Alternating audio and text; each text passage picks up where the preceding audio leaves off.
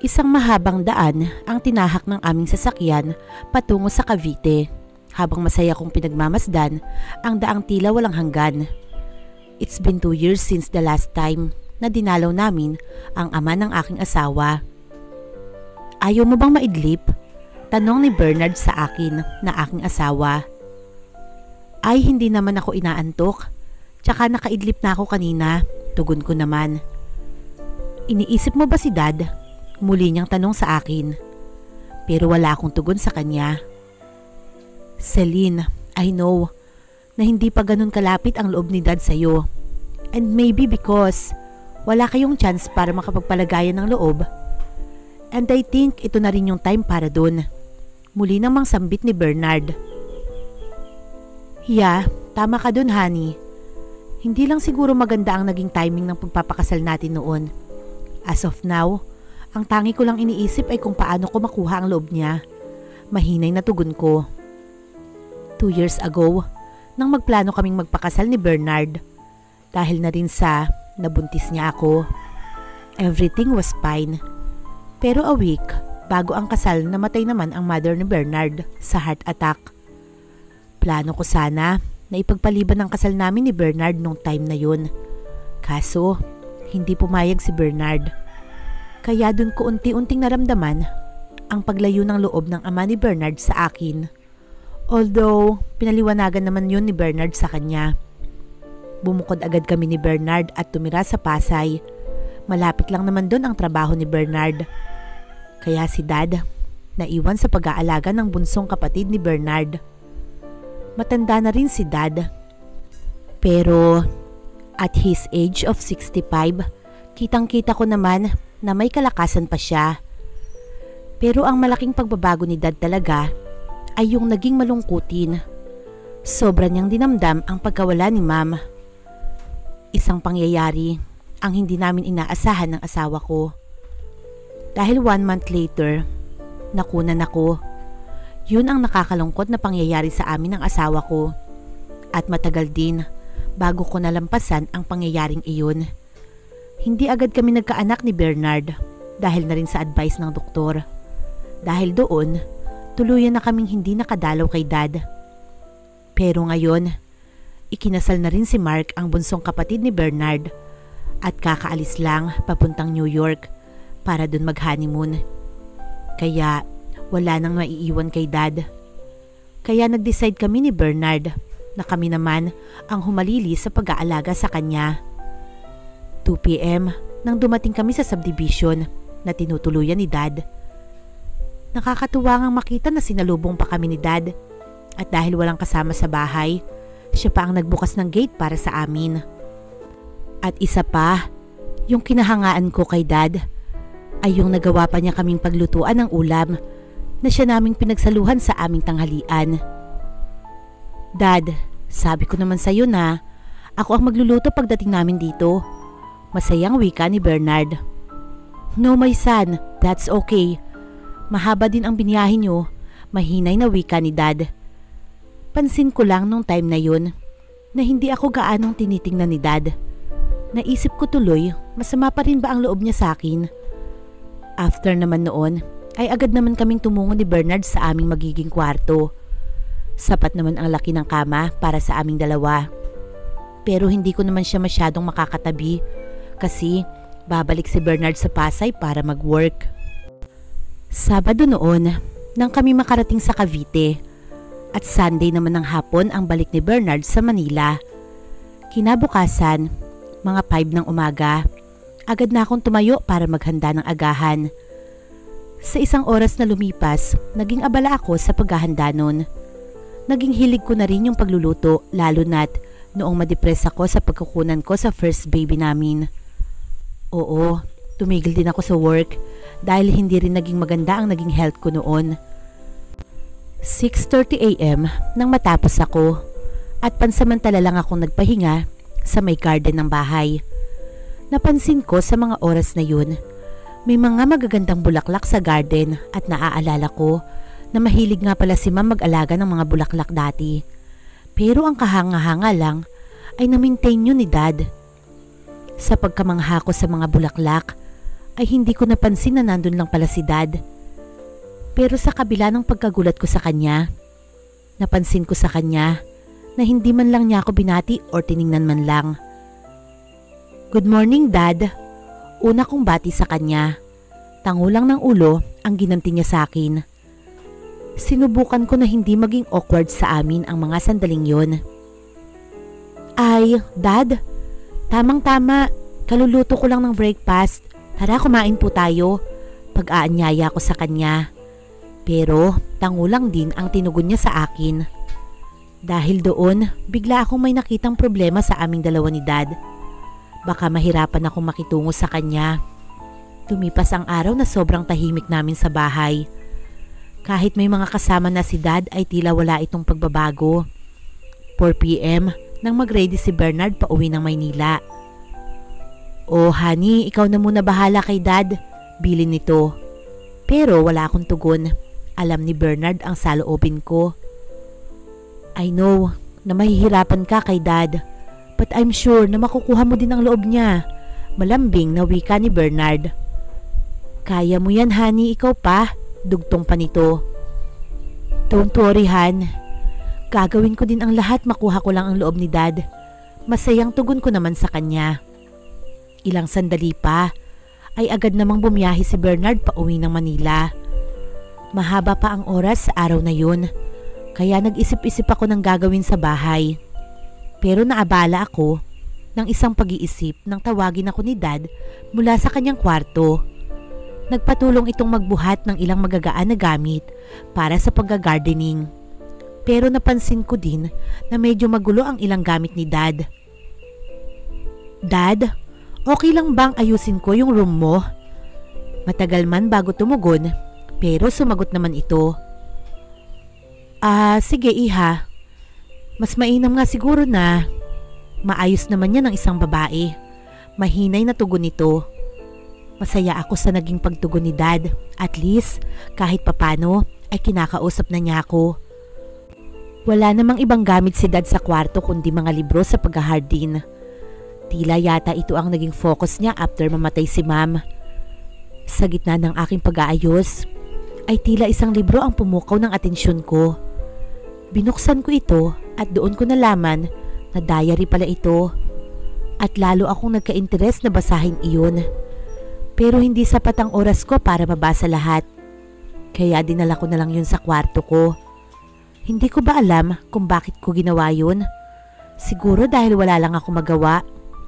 Dumaan ang hapunan sa amin ni Dad. At tahimik lang kaming kumakain. Balik uli kami sa katahimikan sa aming dalawa. 8 p.m. nang matapos akong maligo. Gusto ko na ring mahiga sa kama at makapagpahinga sa araw na iyon. Nakasando lang ako ng puti at short na puti. Nang maglakad ako patungo sa kusina para uminom ng vitamins. Binuksan ko ang ilaw sa kusina dahil medyo madilim. Pero nagulat ako nandun pala si Dad na umiinom ng gatas. Oh Dad, nandyan pala kayo. Bakit hindi kayo nag-iilaw? Gulat na tanong ko sa kanya. Napansin ko na hindi agad nakasagot si Dad. Tila nakatulala lang ito sa akin.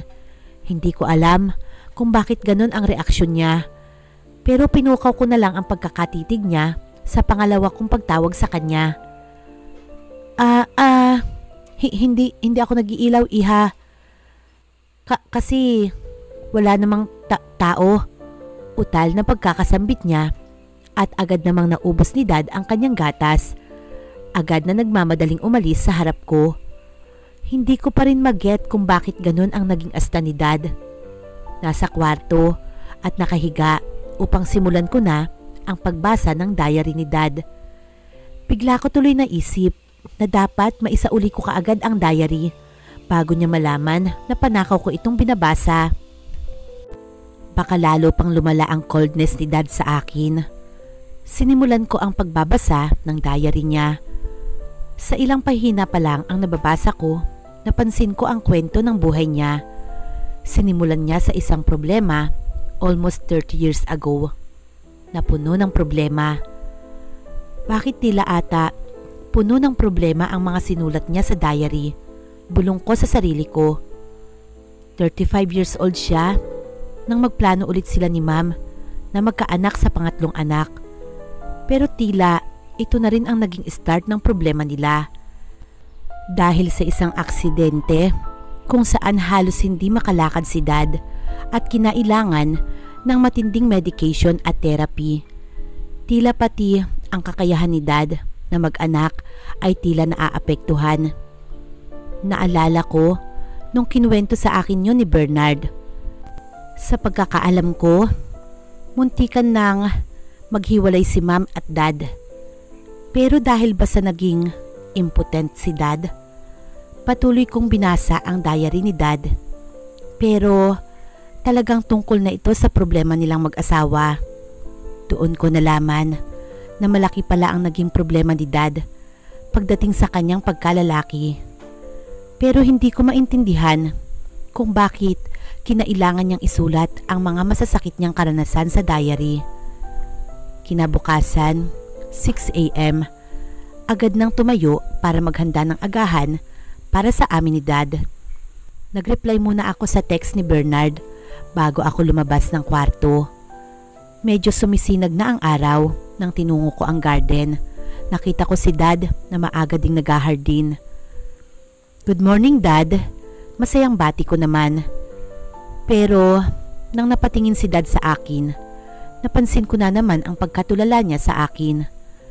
Sa mga oras na iyon ay binaliwala ko at muling pumunta ako sa kusina para mag-ready ng food. Hindi ko ba maintindihan?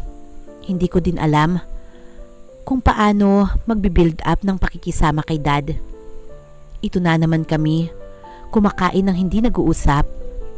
Madali ko namang natapos ang agahan ko, pero hinintay ko muna si Dad dahil medyo hirap pa rin ito sa pagmuya. Pero natapos naman niya agad ang kanyang agahan.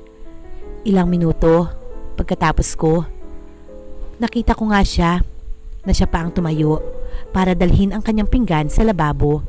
Pero agad ko itong pinigil. "Ako na, Dad, ako na po bahala dyan." Mahinay na wika ko. Medyo nakayuko ako noon kay Dad at kitang-kita ko na napatitig siya sa aking harapan. Tila doon ko lamang napagtanto kung bakit si Dad ay natutulala sa akin. Ayokong maging awkward sa amin iyon, kaya hindi ko nalang pinansin ang kinilos ni Dad. Bagkus ay dahan-dahan ko nalang kinuha ang kanyang pinggan. Dahil hindi pa nakapanganak ay maganda pa rin ang hubog ng katawan ko. Sakto lang din ang aking harapan para sa katawan ko. Makikinis at may kaputian din akong taglay. Pero yun ba talaga ang dahilan kung bakit napapatulala si Dad sa akin? Kasi parang hindi ko gaanong maramdaman kay Bernard na sobra siyang naa-attract sa akin. Maya-maya pa ay naisipan ko ng maligo. Gusto ko ding maaga makaligo para wala na akong iintindihin sa sarili. Pumunta muna ako sa aking kwarto para kumuha ng mga pamalit at tuwalya. Pero madadaanan ko muna ang kwarto ni Dad. Nakita kong nakabukas ang pintuan ng kanyang kwarto, kaya napasilip naman ako doon. Nakita ko na wala si Dad doon. Siguro nasa hardin na naman. Kaya naisipan ko na ito na ang chance para ibalik ko ang diary niya. Kaya dali-dali akong tumungo sa kwarto ko at kinuha ang diary at dali-dali ko din itong sinauli sa kanyang kwarto. Nang lalabas na ako, may napansin akong mga gamit ni Dad na siya namang ikinagulat ko. Walang iya, mga adult video ito ah. Doon ko din na-realize na naghahanap pa rin si Dad kahit matanda na siya. Siguro doon na lang siya magiging masaya. Sa simula nang mawalan siya ng kakayahang makipagtalik. Pero hindi na bago ang pagtingin ko kay Dad. Ni hindi ako nakaramdam ng takot sa kanya. Dahil doon, tila may pumasok na kulit sa aking isipan. Habang namimili ako ng mga damit na susuotin ko sa araw na yun. Sige, para naman may chika babe na kasama si Dad. Magsusuot ako ng mga sexy. Bulong ko sa sarili ko. Wala lang sa akin to. Baka kasi sa ganito maging close kami ni Dad. Napansin ko agad ang pagkamangha ni Dad nang makita niya ko after kong maligo. Pink spaghetti ang pangtaas ko at short na puti na siyang pampapalabas ng kaputian ng mga legs ko. Hindi ko din maintindihan sa sarili ko kung bakit masaya sa pakiramdam na nakikita ko si Dad na ganun sa akin. Yung pakiramdam na maganda ka sa paningin ng isang lalaki. Pero imbis na mapalapit siya sa akin, ay tila napansin ko na lalo siyang umiiwas sa akin. Ano ba ang gagawin ko kay Daddy?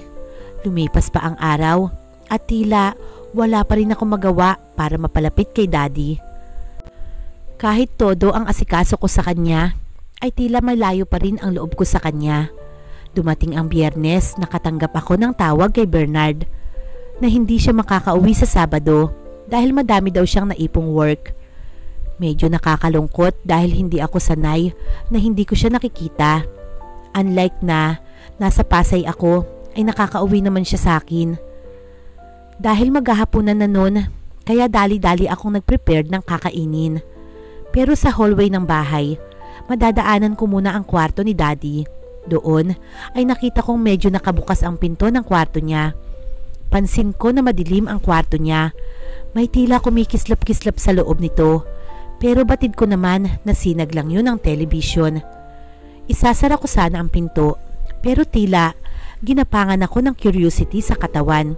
Kaya sinilip ko muna si Dad bago ko isara ang pinto. Pero nabigla ako sa nakita ko. Nakikita ko na porno ang pinapanood ni Dad at tila gumagalaw naman ang kanyang kamay. Alam ko kung ano ang ginagawa ni Dad, pero hindi pa rin ako ginapangan ng takot sa dibdib ko. Bagkus ay naintindihan ko pa siya. Dahan-dahan ko na lang sinara ang pinto. Napapangiti na lang ako kapag naaalala ko ang nakita ko kay Dad.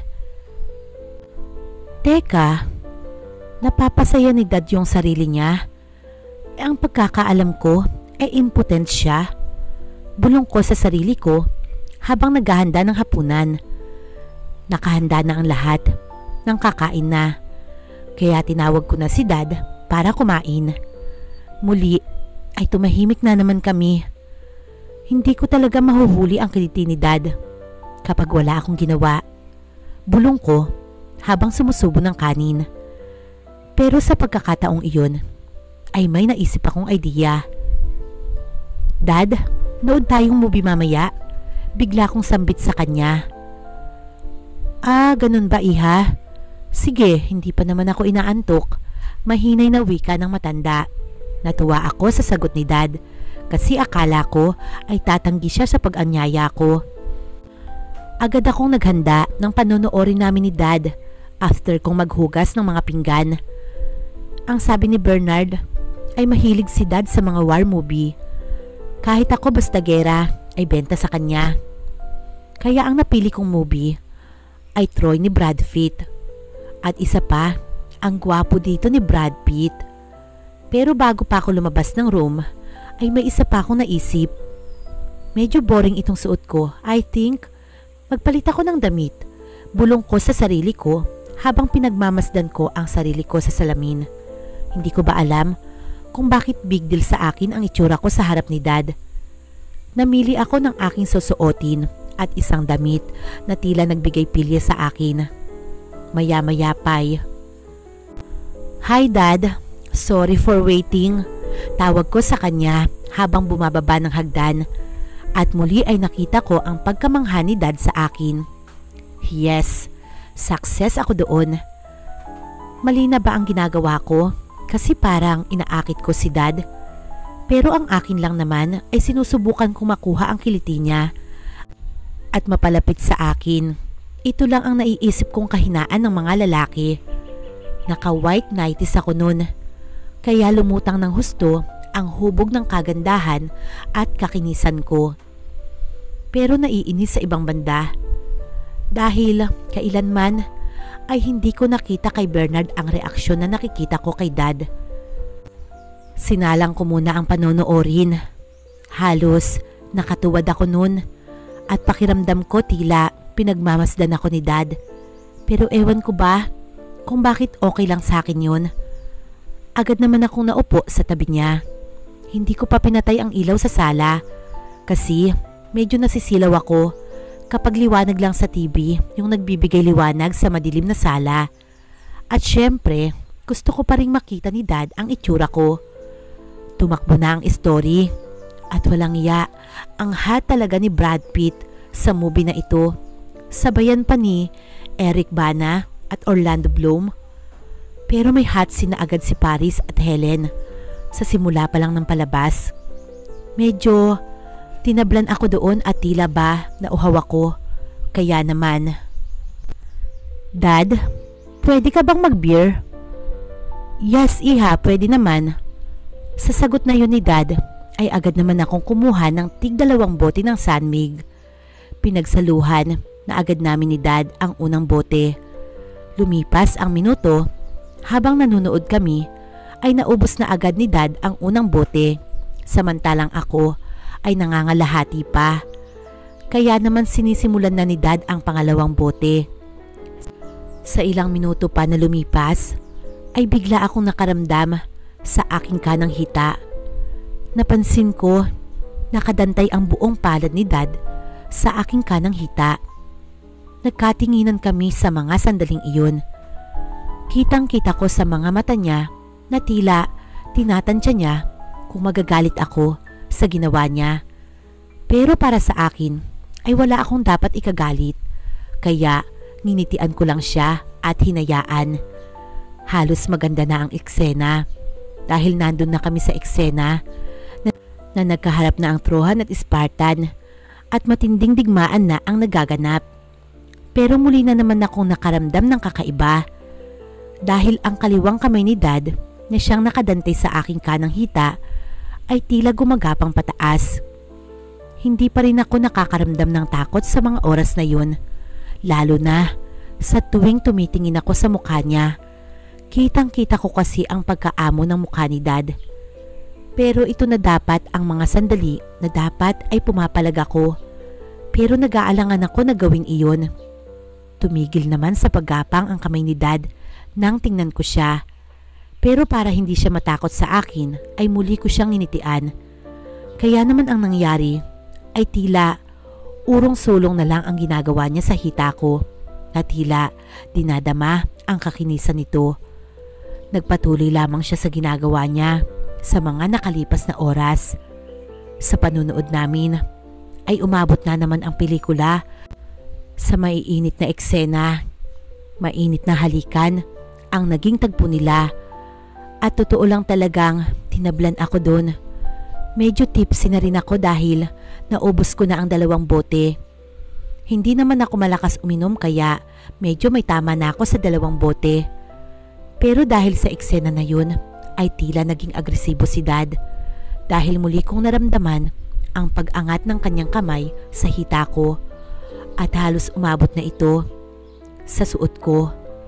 Hindi pa rin ako pumapalag pero nang halos dumampi na ang kanyang kamay sa bagay na yun sa akin ay bigla akong pumiglas at natulak ko si Dad. Sa lakas ng pagtulak ko kay Dad ay nalaglag ang isang bote sa mesa at nabasag. Kitang-kita ko ang pagkataranta ni Dad sa sandaling iyon. Halos siya na agad ang nag-asikaso ng mga nabasag na bote. Dahil doon ay nasugatan si Dad sa kanyang kaliwang daliri. Nang bigla niyang pulutin ang mga bubog. Doon lang ako nakaramdam ng takot. Agad kong inasikaso ang kamay ni Dad at nilayo siya sa mga bubog. Agad ko ding pinatay ang DVD player at TV. Doon ko siya agad dinala sa kwarto ko dahil doon nakalagay yung first aid namin. Mabuti na lamang ay hindi malalim ang sugat ni Dad dahil madali namang tumigil ang pagdurugo. I'm sorry, Dad. Mahinay na wika ko sa kanya. No, Iha. Ako ang dapat humingi ng pasensya sa iyo. Mali yung ginawa ko. I'm really amazed sa kagandahan mo, anak. Utal na tugon ni Dad.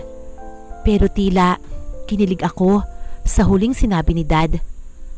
Huwag na sana itong makarating kay Bernard, dugtong pa niya. Don't worry, Dad. Naiintindihan kita. At hindi ito makakarating kay Bernard. Mahinay na tugon ko din sa kanya. Titingnan ko pa sana yung sugat sa kamay ni Dad, pero nang hawakan ko ang kamay niya, ay tila ayaw na niya itong ialis sa harapan niya. Iha, okay na ako. Malayo sa bituka to. I-check ko lang ulit, Dad. Pagpupumilit ko at nilakasan ko ang kuha ko sa kamay niya. At doon ako nabigla sa kanya dahil humapit sa kanyang pang-ibaba ang bagay na yun. At grabe pala ang tinatago ni Dad. Pero teka, paano nangyari yun? Impotent na siya. Agad naman niyang ibinalik ang kanyang kamay sa harapan niya para takpan. Pasensya na, Celine. Sobrang nakakahiya na ako. Wika nito na nakayuko. Ngayon lang ulit ito nangyari simula nang maging impotent ako sa aksidente. Dugtong pa nito. Sa sobrang ganda mo, muli itong nabuhay sa akin. Kaya hindi ko din mapigilan ang nararamdaman ko sa iyo dahil sobra akong nasabik sa babae. Hindi rin ako nakikipagtalik simula nang magkaroon ako nito, paliwanag pa ni Dad. Dahil sa akin, yun ang nalaman ko kay Dad. Muli kong nabuhay ang pagkalalaki niya dahil sobra siyang naakit sa akin. Hindi ko maintindihan pero tila ba masaya ako sa naririnig ko kay Dad. Iba pala ang pakiramdam na hinahangaan ka ng husto ng isang lalaki. Kaya kanina, Celine, nang hinawakan ko yung hita mo at hindi ka nagalit, akala ko hudyat na iyon na may mangyayari sa atin. Muling dugtong ni Dad at lalo kong ikinagulat iyon. Dahil hindi na daughter-in-law ang tingin sa akin ni Dad kundi isang babae na gusto niyang magalaw. Bakit naman po gusto niyong may mangyari sa atin? Lakas loob kong tanong sa kanya. Matagal bago nagsalita si Dad. Dahil, Celine, gusto ko ulit maramdaman ang sarap ng pakikipagtalik. Kahit na alam ko na daughter-in-law kita, hindi ko papalampasin ang chance na makatalik ka kung papayag ka.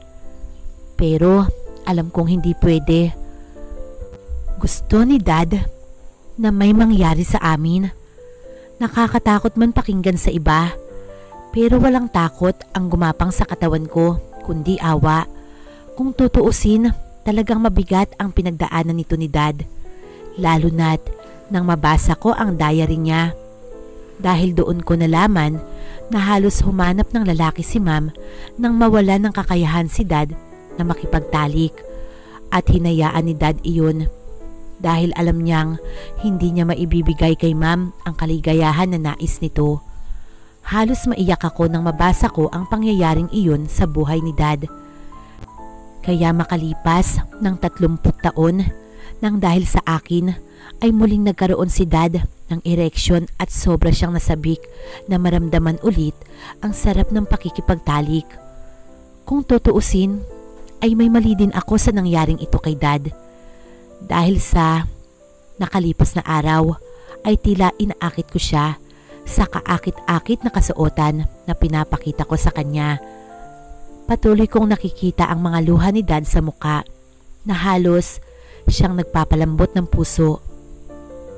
Dad, tahan na po, mahinay na wika ko. Damang-dama ko ang kalungkutan ni Dad sa mga oras na iyon. Dad, look at me. Muli kong wika sa kanya at inangat ko ang mukha niya para mapatingin sa akin. Kitang-kita ko ang kulubot ng kanyang mukha, ang kalungkutan ng kanyang mga mata.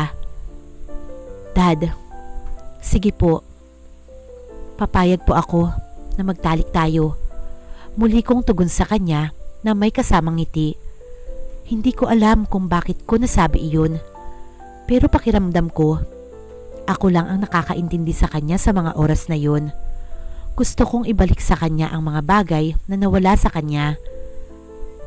I'm sorry, Bernard. Pero nakita ko na kailangan din ito ni Dad. Dad, sige po, payag na po ako. Mahinay na wika ni Celine. Hindi alam ni Mr. Johnny Santos, ama ni Bernard Santos, ang kanyang magiging reaksyon nang marinig niya yun kay Celine Rivera na kanyang daughter-in-law. Nakangiti sa kanya ngayon ang isang napakagandang babae habang sinasabi ang mga salitang iyon.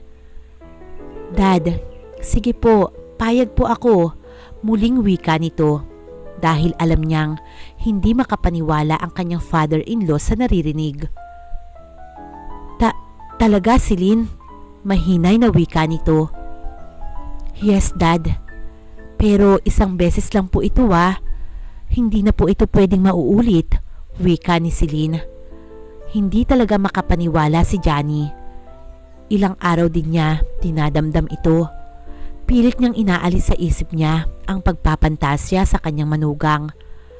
Alam niya na hindi dapat, kaya nga lalo niya itong iniiwasan. Pero tila lalong lumalakas ang apoy ng kanyang pagnanasa habang pinipigilan niya ito.